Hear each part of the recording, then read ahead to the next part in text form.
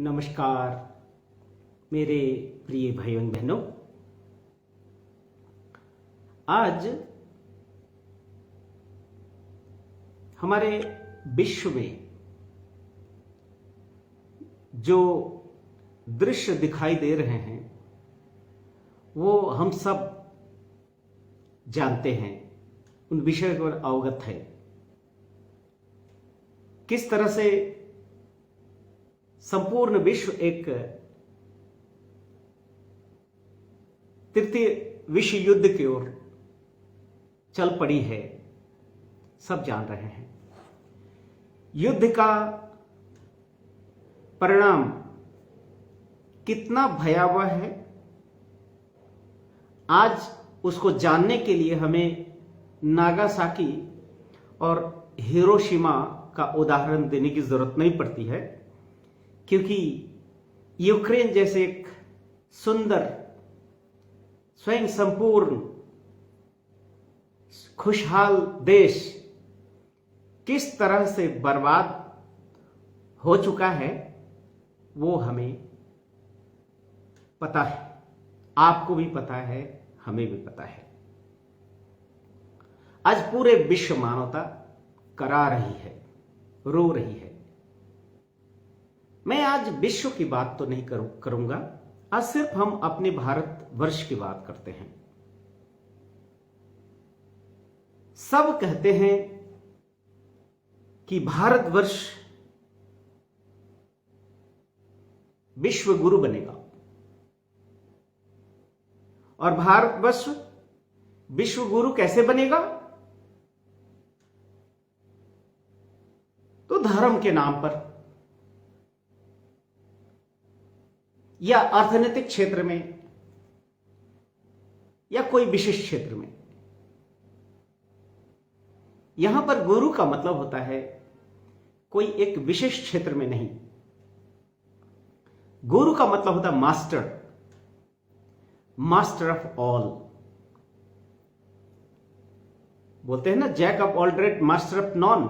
नहीं, यहां पर jack of all trade master of all जो होते हैं वही गुरु होते हैं, और भारतवर्ष को विश्व गुरु बनना है। क्या भारतवर्ष का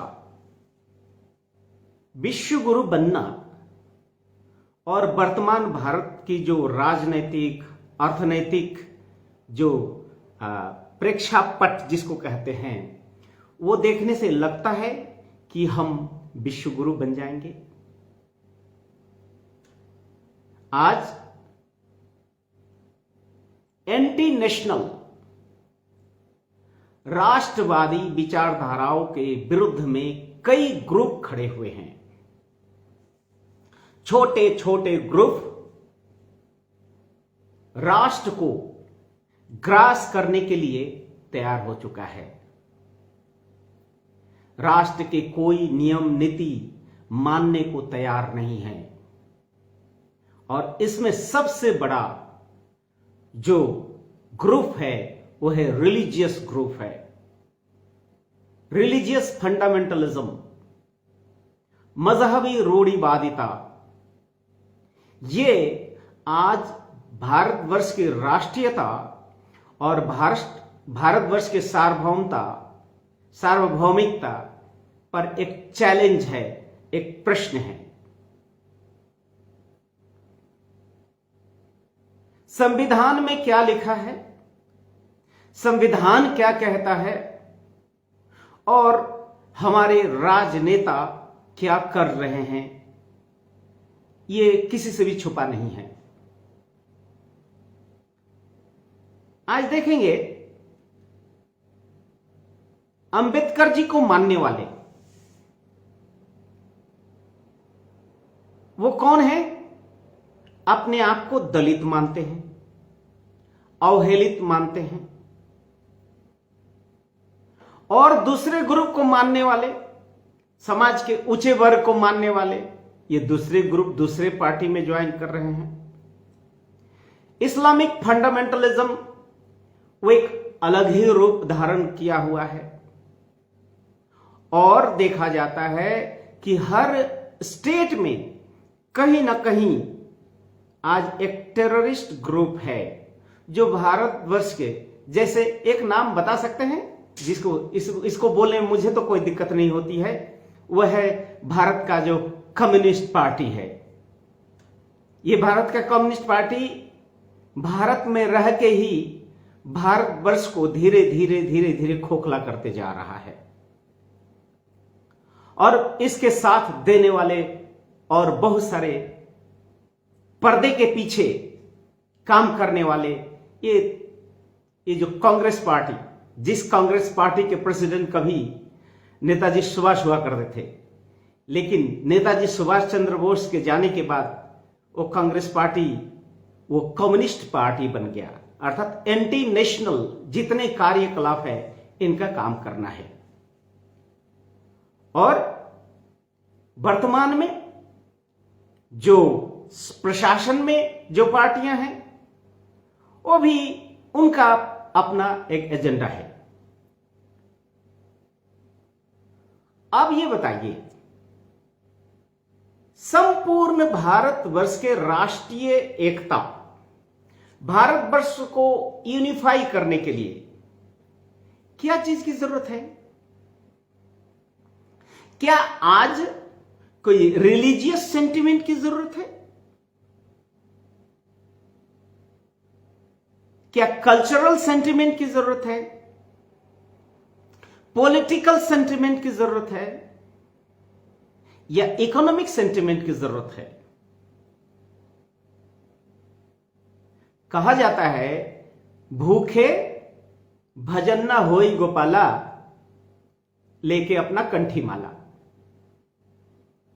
कंठी माला हाथ में लेकर कोई भी भूखे आदमी कंठी माला जप नहीं कर सकता है। उसके कंठी माला में एक ही शब्द आएगा, रोटी कपड़ा और मकान,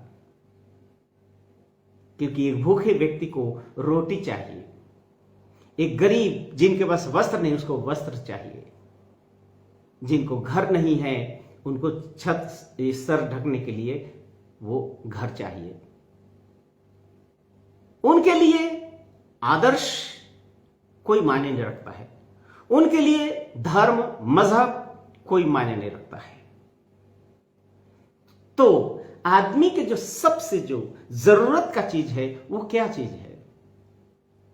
उन जरूरतों को पूरा करने के लिए वर्तमान राष्ट्रवादी संगठन, वर्तमान राष्ट्र नेता क्या कर रहे हैं?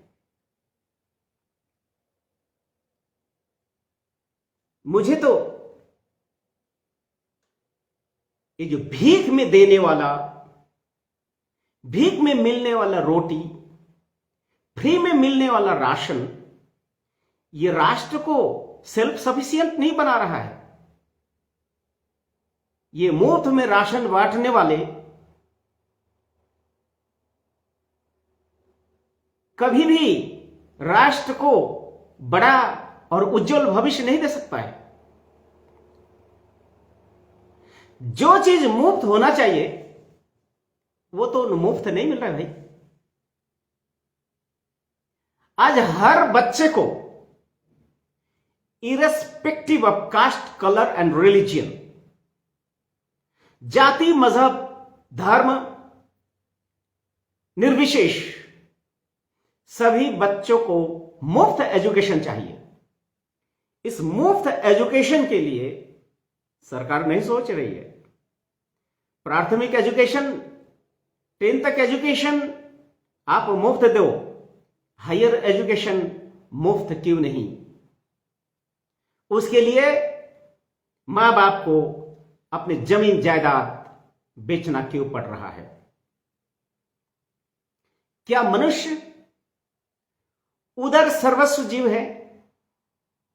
मनुष्य पेट प्रधान जीव है कि 5 किलो चावल अब 5 किलो आटा मुफ्त में दे दिए तो बस हो गया उनकी जिंदगी? ये जिंदगी तो जानवर से भी एक बदतर जिंदगी है। तो मुफ्त में राशन देने वाला सेंटिमेंट, मुफ्त में घर देने वाला सेंटिमेंट, मुफ्त में ये सारे मनुष्य को कायर बनाता है, मनुष्य को निकम्मा बनाता है। और भारतवर्ष में इसकी संख्या बहुत ज्यादा बढ़ रही है। गुरुदेव श्री श्री आनंद मूर्ति जी ने बहुत पहले अर्थात आजादी के तुरंत बाद कुछ बातें सबको कहे थे। इवन लिखित रूप में एक किताब भी उन्होंने दिया था, जिस किताब को कभी ये तत्कालीन जो कांग्रेस पार्टी है उसको बैन भी कर दिया था। वो है टू द पैट्रियट। उनमें वो कहते हैं कि भारत को विश्व गुरु बनाने के लिए, भारत को सेल्फ सफिशिएंट आत्मनिर्भर बनाने के लिए रिलीजियस सेंटिमेंट नहीं चाहिए, कोई पॉलिटिकल सेंटिमेंट नहीं चाहिए। भारतवर्ष को चाहिए एक स्ट्रॉन्ग इकोनॉमिक सेंटिमेंट, एक एंटी एक्सप्लॉइटेशन सेंटिमेंट, एक एंटी करप्शन सेंटिमेंट। पूरे भारतवर्ष को एक अर्थनैतिक सेल्फ सफिशिएंसी का सेंटिमेंट चाहिए। अतीत में राजनेता या स्वाधीनता के समय में राजनेता जो गलती किए हैं उसको सुधारने का सबसे महत्वपूर्ण इंपॉर्टेंट जो बिंदु है वो है इकोनॉमिक सेंटिमेंट। दूसरे लैंग्वेज में कह सकते हैं इकोनॉमिक डेमोक्रेसी। ये शब्दों को भारतवर्ष के हर वर्ग के लोगों को यह समझना होगा कि ये जो इकोनॉमिक डेमोक्रेसी है यह तथाकथित जो पॉलिटिकल गणतंत्र है इससे बिल्कुल अलग है। यह पॉलिटिकल गणतंत्र मनुष्य को जात पात, रिलीजियन, विभिन्न वर्ग के आधार पर बांटकर डिवाइड एंड रूल करके जनता के सर पे बैठ के सिरमौर बन के उनको जोंक जैसे बैठ के खून चूस रहा है, चूसते आया है। लेकिन हमारी जनता और कितना दिन तक इसको चुप बैठ के मूक बन के सुनते रहेंगे। समस्याओं को सुलझाने के लिए भाषा का इंद्रजाल फैलाने की जरूरत नहीं है। गरीबों को बार बार गरीब कह के उनको अपमान करने की जरूरत नहीं है। अन्नदाता किसानों को गरीब गरीब और किसान कह के घड़ियाली आंसू बहाकर उनको सांत्वना नहीं दी जा सकती है, क्योंकि उनका जो अधिकार है अधिकार को उनको मिलना चाहिए। सिर्फ किसान क्यों, भारतवर्ष में रहने वाले जितने व्यक्ति हैं वो किस मजहब से है, किस तबके से है, इट डजंट मैटर, सबको मिनिमम रिक्वायरमेंट्स तो देना ही होगा। सबके साथ सबका भलाई करने के लिए यह सेंटिमेंट देना होगा। रिलीजियस सेंटिमेंट कभी भी कोई भी राष्ट्र का दवाई नहीं बन सकता। रिलीजियस सेंटिमेंट समाज में नफरत का बीज ही बो सकता है, कभी प्रेम और शांति, पीस एंड प्रॉस्पेरिटी नहीं ला सकता, क्योंकि आधारभूत आवश्यकताओं की पूर्ति के बिना कोई भी ऊंचे आदर्शों की बातें कहना वो सिर्फ और सिर्फ भाषा का शब्दों का इंद्रजाल फैलाना होगा। और आज वर्तमान राजनेता वही कर रहे हैं, और दो चार कुछ अच्छा करना भी चाहते हैं तो इनको करने नहीं दे। इसका कारण क्या है, आप जरा बताओ। क्या आदमी परिवर्तन किए बिना समाज परिवर्तन हो सकता है?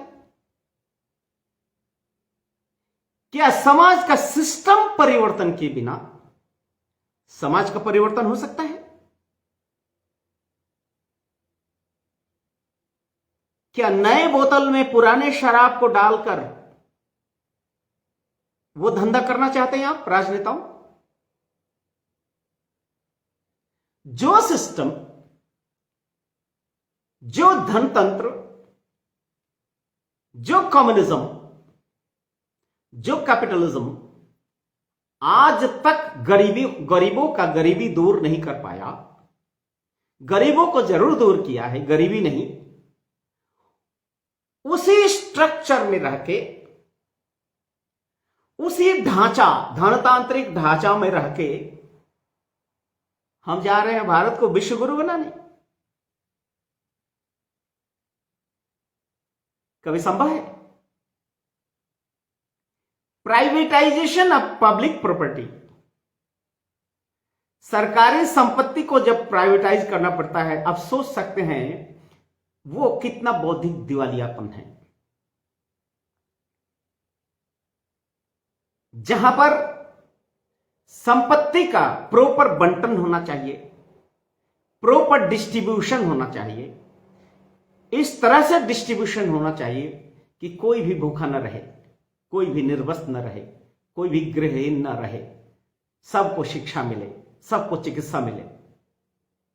ये सेंटिमेंट नहीं देके हम क्या कर रहे हैं? प्राइवेटाइजेशन। आज बड़े बड़े जो मछलियां, छोटे छोटे सब मछलियों को खाया जा रहा है। बिहार के भाषा में तो बुरारी मछली, बड़का बड़का मछली, ये बड़का बड़का शार्क है जो छोटे सभी मछलियों को खाया जा रहा है। छोटे छोटे व्यवसायी, छोटे छोटे धंधा करके अपने जीवन जीने वाले सबका भंडाधार कर रहे हैं। ये हुआ पुराने धनतांत्रिक ढांचे के अंदर में रह के भारत को विश्व गुरु बनाने का सेंटिमेंट देना। विश्व गुरु बनने के लिए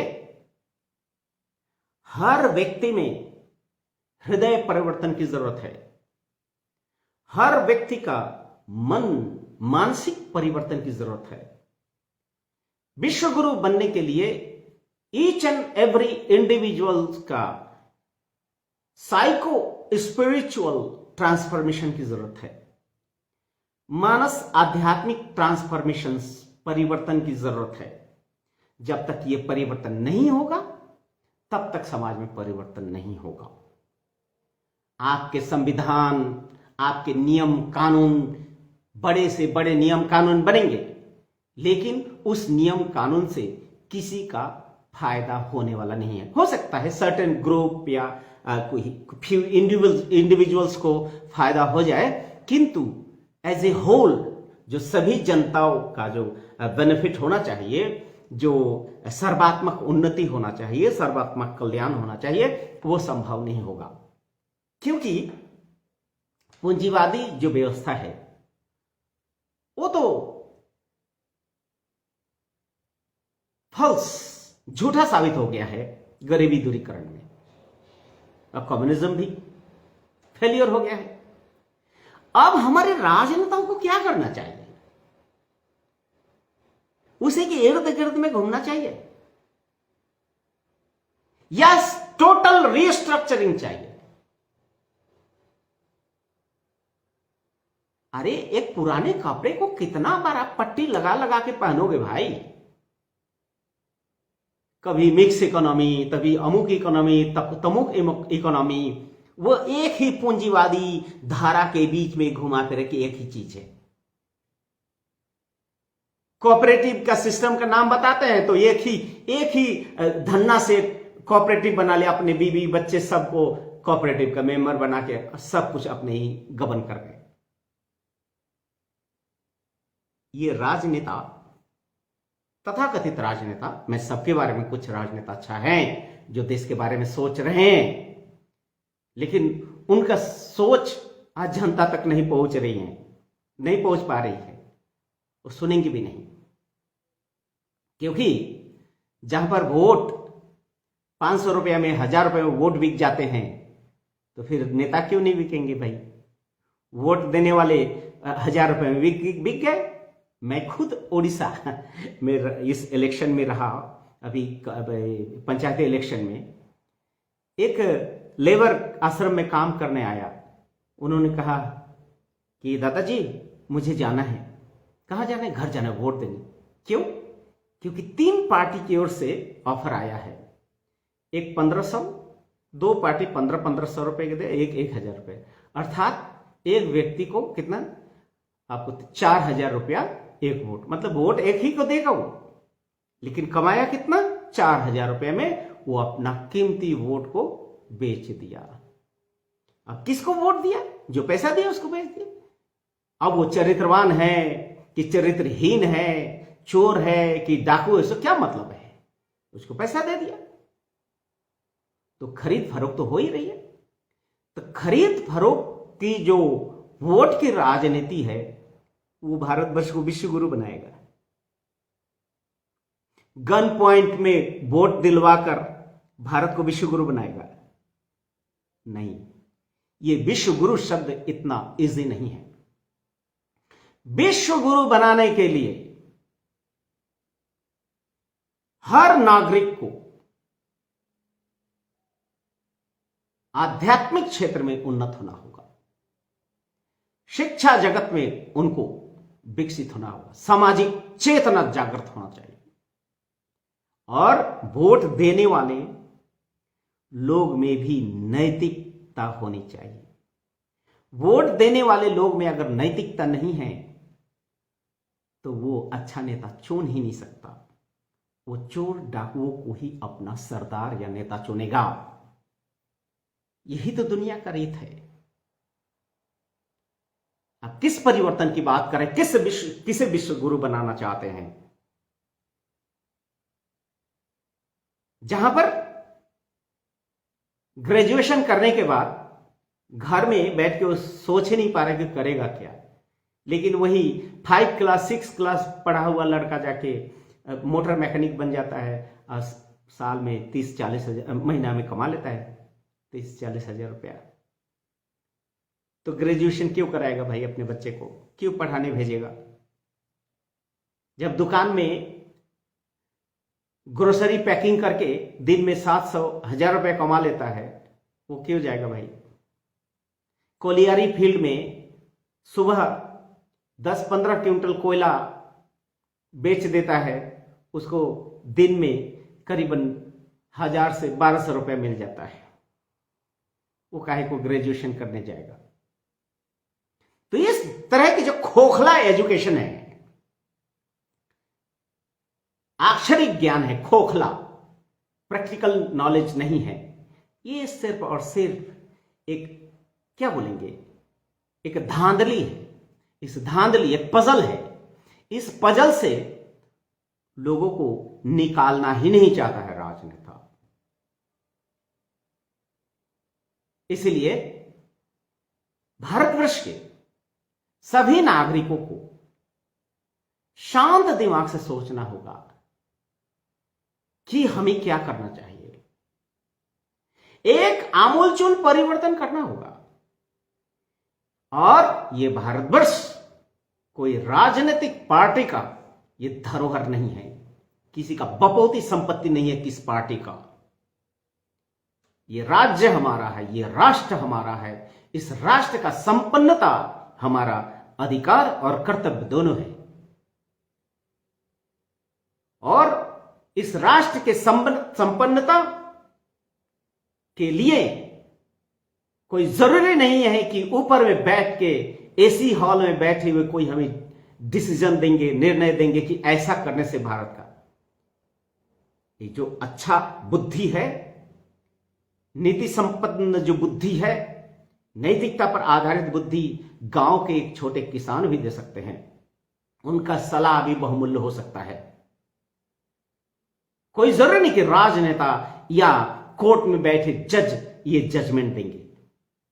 देश हमारा है, एक एक इंच जमीन हमारा है, एक एक पौधा हमारा है, एक एक व्यक्ति हमारा अपना आत्मीय है। तो हम अपने अधिकारों को कोई ढोंगी, पाखंडी, कोई शोषक के हाथों में अपना भविष्य को कैसे दे सकते हैं? इतना दिन तक जो हुआ है सो हुआ है। अब तो जागो भैया, अब तो जागो। तुम अपने अधिकार को समझो और अपने कर्तव्य को भी समझो। राष्ट्र के लिए जो कर्तव्य है उस कर्तव्य को निभाना होगा। अपना कर्तव्य करेंगे तो अधिकार तो स्वतः आ जाएगा। आज अधिकार के लिए लड़ना नहीं है, अपने कर्तव्य को दिखाना है। और सबसे बड़ा कर्तव्य है कि आत्म परिवर्तन करके समाज को परिवर्तन करना। जैसे कि मैं पहले बोला कि पूंजीवादी धनतांत्रिक व्यवस्था में रह के आप विश्वगुरु बनाने जा रहे हो, नहीं। इसके लिए विश्वगुरु, भारतवर्ष को विश्वगुरु बनाने का खाका तो ऑलरेडी बन चुका है। और वो कौन बनाए मालूम है? जगत गुरु श्री श्री आनंद मूर्ति जी, जिनको श्री प्रभात रंजन सरकार भी कहते हैं लोग। अर्थात श्री प्रभात रंजन सरकार, दार्शनिक श्री प्रभात रंजन सरकार, अर्थनीतिविद श्री प्रभात रंजन सरकार, वैज्ञानिक श्री प्रभात रंजन सरकार, मनोवैज्ञानिक श्री प्रभात रंजन सरकार, भाषाविद श्री प्रभात रंजन सरकार, कृषि नीतिविद श्री प्रभात रंजन सरकार, व्याकरणविद श्री प्रभात रंजन सरकार, धर्म गुरु श्री श्री आनंद मूर्ति जी, उन्होंने सारे खाका, वो राजनीति हो, अर्थनीति हो, संस्कृति हो, कृषि नीति हो, हर क्षेत्र में जगत गुरु श्री श्री आनंद मूर्ति जी ने भारतवर्ष को विश्व गुरु बनाने के लिए पूरा खाका तैयार किए हैं। इसके लिए लाखों हजारों के तादाद में लोग काम में लग भी गए हैं। अब बात रही कि अब तक ये पूर्ण रूप से क्यों प्रतिष्ठित नहीं कर पाए, जन जन तक क्यों नहीं पहुंचा पाए। कारण यह है कि अतीत में जितने भी राजनेता और राजनीतिक पार्टियां आई हैं, ये सभी जानते हुए भी इस खाका को लोगों के सामने आने नहीं दिया। मीडिया ने हमारा साथ नहीं दिया। मीडिया ने अपवाद, अफवाह ये सब फैलाते रहा। राजनीतिक party, Congress party, communist party, ये सब मिलके और समाज के एक धार्मिक पार्टी ग्रुप भी हमारे विरुद्ध में ये लड़ा। क्यों? एक छोटा उदाहरण देता हूं, आप बताइए।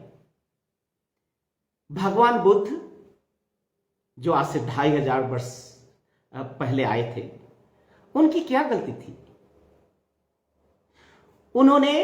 उनकी गलती क्या है कि उन्होंने जीवन के सच्चाई को अपने बलबूते समझ गए, जिसको बोलते हैं ध्रुव सत्य। आध्यात्मिकता को, अपने अंदर सत्य को उजागर किया, एक्सप्लोर किया। और उन्होंने तत्कालीन समय में विद्यमान जो ढोंग, पाखंड, रिचुअलिस्टिक रिलीजन थे, उसके विरुद्ध में उन्होंने लड़ाई किया। बोले नहीं, धर्म तो ये नहीं कहता है कि तुम ऊंच नीच भेदभाव करो। धर्म का तो समता की बात करता है। धर्म तो प्रेम की बात करता है, धर्म आनंद की बात करता है। तो धर्म ये शूद्र, वैश्य, क्षत्रिय, छोटे मोटे ग्रुप, सब ग्रुप में बांटने का काम तो नहीं करता है। इसके विरुद्ध में किसने लड़ा? मुझे लगता है महात्मा बुद्ध जैसे बड़े क्रांतिकारी कोई नहीं थे। उन्होंने धर्म के जो रूढ़िवादी जो व्यवस्था थी, जो समाज को शोषण कर रहा था, समाज के जो असहाय, गरीब जो तबके के लोग हैं, उनके साथ में गौतम बुद्ध साथ आए। इसके कारण उनको उस तत्कालीन विप्र वर्ग के आंखों का कांटा बनना पड़ा। और उतना ही नहीं, वो विप्र लोगों ने पूरे व्यवस्था को क्या किया? पूरे बुद्धिज्म को ही नास्तिक बना दिया। आज समाज में दर्शन में भी, नास्तिक दर्शन में अगर पढ़ना होता है तो किसको पढ़ना होता है? बुद्ध दर्शन को नास्तिक दर्शन में पढ़ना होता है। लेकिन हमारे बुद्धिजीवी सोचते नहीं है। जो बुद्ध अष्टांग मार्ग दिया, नीतिवाद का अष्टांग मार्ग दिया, जो बुद्ध ने एषु धम्म सनातन बोला, जो बुद्ध ने आत्मा नाथा बोला है, माने आत्मा का नाथ आत्मा ही होता है, अत्थानाम अत्था ही नाथ, ये जो बोला है, जिन्होंने पुनर्जन्म के बारे में स्ट्रांगली सपोर्ट किया, वो है बुद्ध के पहले कोई भी दर्शन शास्त्र पुनर्जन्म पर इतना प्रेशर नहीं दे जितना बुद्ध ने दिया। इसके बावजूद भी बुद्ध धर्म जब आत्मा को मान ही लिया, पुनर्जन्म को मान लिया, फिर बुद्ध धर्म नास्तिक में क्यों आया? क्योंकि वो वैदिक कर्म कांड को नहीं माना, बस उनकी एक ही भूल। किंतु वेद में जो ज्ञान कांड है, जो साधना है, उसको लेकर वो आगे बढ़े और पूरे विश्व को शांति का रास्ता दिखाया, दुख से निवृत्ति का मार्ग उन्होंने दिखाया। लेकिन वो क्या हुए? नास्तिक। उनको क्या क्या गालियां नहीं दिए समाज के विप्रों ने। तो मैं ऐसे ही हुआ आनंद मार्ग के साथ, ऐसे ही हुआ आनंद मूर्ति जी के साथ। आनंद मूर्ति जी ने वर्तमान समाज में व्याप्त जो भ्रष्टाचार और स्वाधीनता संग्राम में जो सही क्रांतिकारी विप्लवी थे, उनको नजरअंदाज करके पाखंडी धूर्त वो राजनेता बन गए और समाज को 70-71 साल से शोषण किए जा रहा है, बर्बाद किए जा रहा है हमारे भारतवर्ष को। भारतवर्ष के आध्यात्मिक धरोहर, भारतवर्ष के अर्थनैतिक, भारतवर्ष के सांस्कृतिक धरोहर, इसको बचाने के लिए आनंद मूर्ति जी ने एक सुंदर सा दर्शन दिया है, जिस दर्शन का नाम है प्रौढ़ दर्शन। एक खाका बना हुआ है विश्व गुरु बनाने का। आज भारतवर्ष का यह संस्था आनंद मार्ग विश्व के 186 कंट्रीज में है। यही चीज पढ़ाने के लिए कि सनातन धर्म, भागवत धर्म संपूर्ण मानव जाति का धरोहर है। संपूर्ण मानव जाति एक ही सूत्र में बंधा हुआ है, वसुधैव कुटुंबकम की भावना में। ये विश्व एकतावाद की ये जो धारणा आनंद मार्ग का दर्शन सिखाता है। किंतु ना कोई राजनेताओं ने हमारा साथ दिया, ना कोई समाज के कोई वर्ग साथ दिया। फिर भी सत्य तो सत्य होता है, ध्रुव तो ध्रुव होता है, ध्रुव तारा। कभी भी सत्य को बादल सूरज को ढक के नहीं रख सकता है, उसी तरह से आनंद मार्ग को भी ढक नहीं रख सकता है। भ्रष्टाचार, करप्शन, सप्रेशन, निर्यातन, इसको की जंजीर को तोड़ के आनंद मार्ग संपूर्ण विश्व में भारतवर्ष को सिरमौर बनाएगा, विश्व गुरु बनाएगा। इसलिए आप लोग हर तरह के दिमाग से प्रीजुडिस, पूर्व धारणाओं को, अवधारणाओं को खत्म करके आनंद मार्ग के दर्शन को पढ़ें, जाने, समझे और जन जन तक आनंद मार्ग का ये जो महान आदर्श है, सनातन भागवत धर्म पर आधारित आदर्श है, इसको फैलाएं। यही विश्व को, भारतवर्ष को विश्व गुरु बनाएगा। धन्यवाद, नमस्कार।